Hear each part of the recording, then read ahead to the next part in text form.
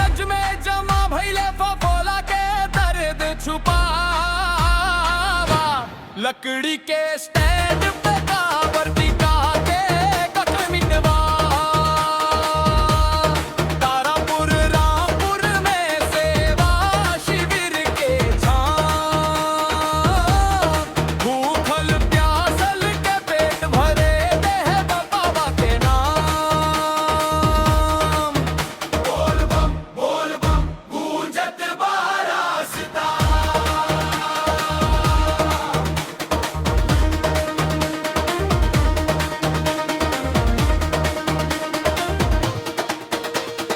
सावन के ही महीना रिमझिम बरसे बदरिया। डीजे के धुन पे नाचे झूमे सब कांवरिया। ना कोई छोट बड़ी हाँ ना थकान के डेरा।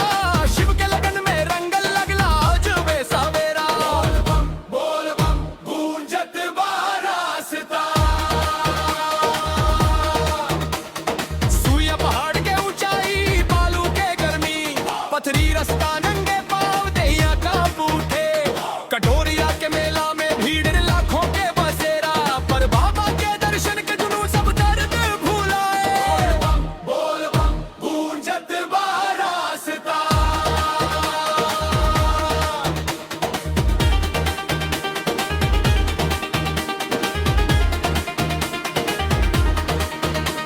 जिलेबियां मोड़ के घुमाव रास्ता लागे भूल भलिया। भड़का के दंगल में गूंजे शिव जी के जैया। अंग चुभे चाहे गोड़वा में छाला पड़ जाला। भोला के नाम लेके हर कांवरिया बढ़ जाला। बोल बम गूंजत बा रास्ता।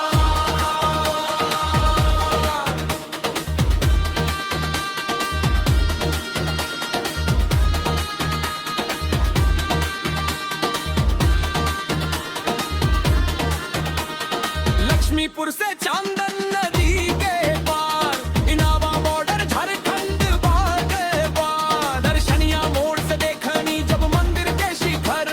थकान मिटल सब मिलल बा जीत के खबर। बोल बम गूंजत बा रास्ता। तुम्मा पार कई के जैसे शिवगंगा में आईनी। डुबकी लगा के पनिया में सगरो बाबा धोईनी। लनबट तार में लगल बाड़ी और घासे जल ढारे।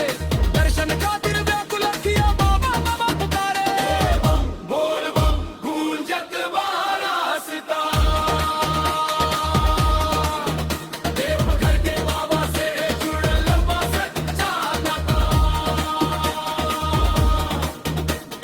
सुनने रे किलोमीटर के ई पावन यात्रा।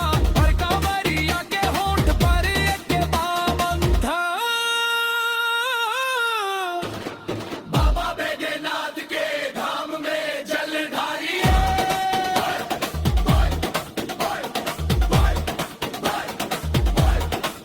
बोल बम हर हर महादेव। जय बाबा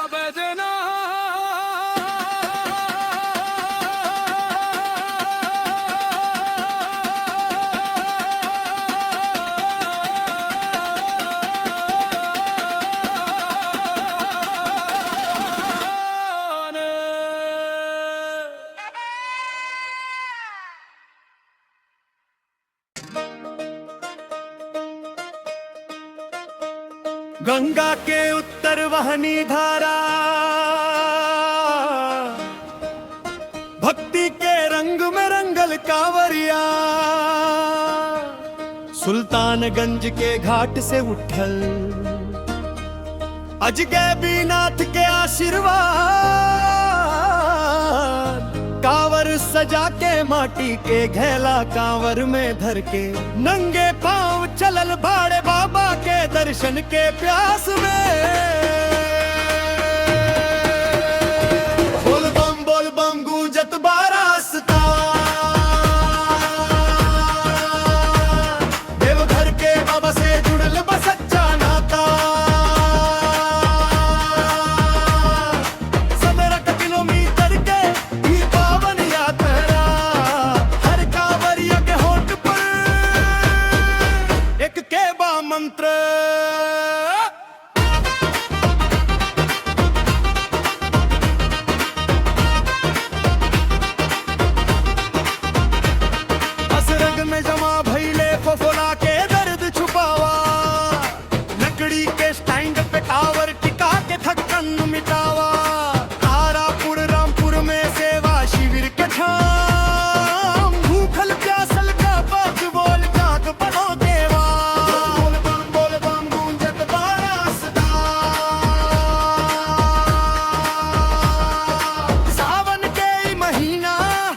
रिमझिम बरसे बदरिया, डीजे के धुन पे नाचे झूमे सब कांवरिया।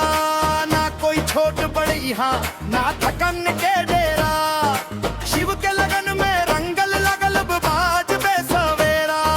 बम बोल बम गूंजत बा रास्ता, सुइया पहाड़ के ऊंचाई बालू के गर्म है, पथरी रास्ता नंगे पाँव दहिया का पूछे।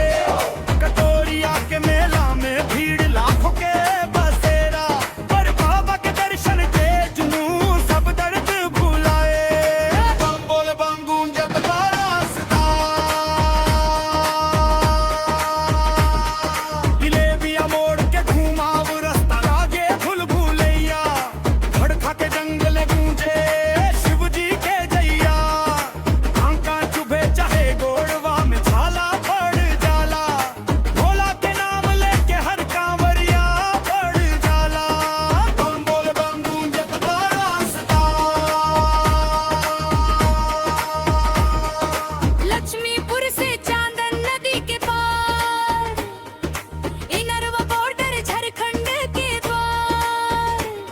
दर्शनिया मोड़ से देखनी जब मंदिर के शिखर, थकान मिटल सब मिलल बा जीत के खबर। बम बोल बम गूंजत बा रास्ता, डुम्मा पार करके जैसे शिव गंगा में आईनी, डुबकी लगा के पनिया में सगरो पाप भोईनी। लंबा कतार में लगल बड़ियर घासे जल ढारे, दर्शन खातिर व्याकुल अखिया बाबा बापू कारे। बम बोल बम गूंजत बा